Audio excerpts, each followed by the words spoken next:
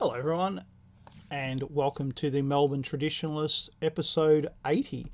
I'm Mark Moncrief from Upon Hope, and today I'm going to be talking about climate change and why I reject it. But before I do, I'd like to talk about Subscribestar. I'd like to thank everybody who subscribes to me on Subscribestar and supports me financially. And I also want you all to know, because not all of you have your notifications turned on, that I've started putting up articles onto Subscribestar, and they're the ones that will also appear up on Upon Hope. But they're a few days early. At the moment, it's 2 days early. I think I'm going to stretch that out a little bit, maybe make it 5 days. I haven't quite decided yet. But if you turn your notifications on, then you'll actually get notified every time I put up an article, and you can read it before everyone else. And if you're one of those people who would like to support me, please do visit the Subscribestar link in the description below. And if you're one of those people who likes to be an early bird, here's your chance to support me and to read the content early. All right, let's go on to climate change. So first of all, I'll talk about me. I was born in 1970, so I don't remember the Ice Age scare. That was something that I read about in the 1980s. But what I do remember is I remember acid rain, and I remember the hole in the ozone layer, and they were really big issues in the 80s. Although acid rain just seemed to vanish. It had its day and then it was gone. Was it a real thing or not? I got no idea. The hole in the ozone layer was, and they said it was CFCs, which were in a lot of refrigerators and things like that. It was a gas, and they banned the gas, and the hole repaired itself, and then came back. And then, so now there's a bit of controversy about whether the initial assessment was actually correct. But I'll give them the benefit of the doubt on that one. But in the 1980s, it was a really big time for environmentalism, and today you'll hear an ad for McDonald's, and it'll say, all Australian beef, and we source all of our food in Australia, and it's a big advertising thing. They constantly come back to this theme that, McDonald's is an Australian company, and that actually comes from the environmental movement in the 1980s.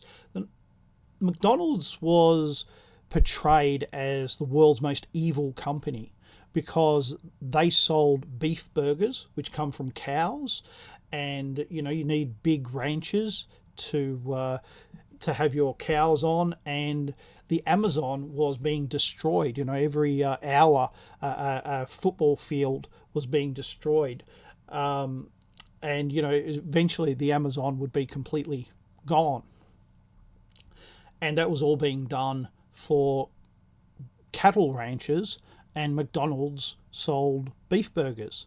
So those things are all related.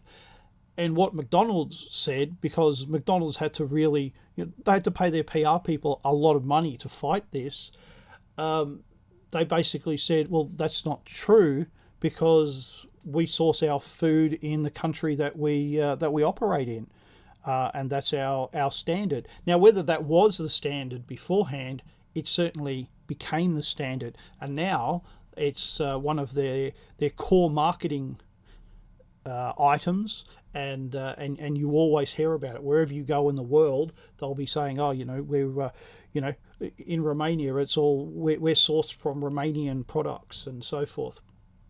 Now,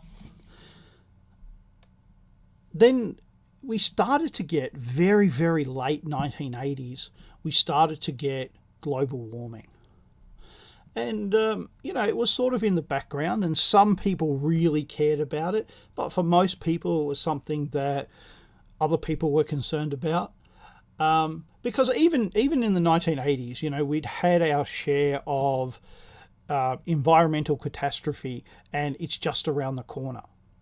So even then people were sick of it. And what happens is you go in these cycles, and throughout the 90s, the apocalyptic warnings became heavier and heavier, and then into the 2000s.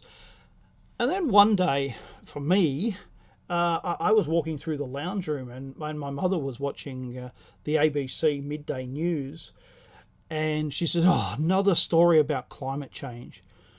And I said out loud to her, "Oh, it's probably not even real." And actually, I was surprised to hear myself say that, because I hadn't really thought about the subject at all. So I was surprised that I actually had an opinion about it. And then I started to pay attention to it, and I started to notice that it was all apocalyptic. There was no good outcome. Everything was always going to be bad, and basically action had to be taken now, or in a very short time we'd all be in real big trouble.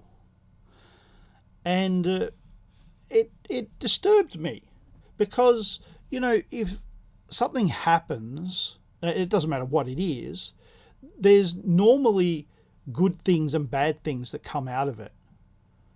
So if the world really was warming up, if the greenhouse effect was real and we were hotting up like a greenhouse, then surely there would be some good things about that.